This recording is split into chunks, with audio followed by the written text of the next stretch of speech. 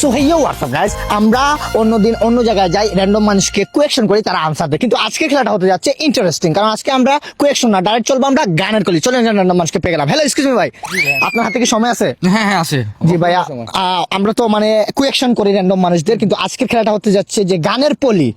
আমরা গান যদি যে বলতে পারেন, গানটা হতে হবে তাও আবার কোষ্টের, মানে মানুষের সব দাঁড়া যায়। আপনি একটা সঠিক জায়গায় আসছেন।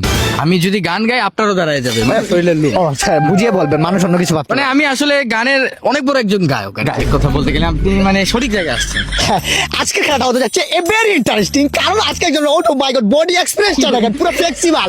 মিয়াও, চলুন তো ভাই একটি কষ্টের গান যদি শোনাতেন। ও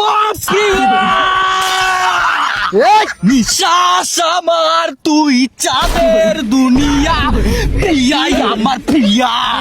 পুরা মাথা নষ্ট, মাথা হ্যাংস। তুই সূর্য, তুই চোখেতে আলো আমার, তুই ছাড়া কেহ নাই আমার।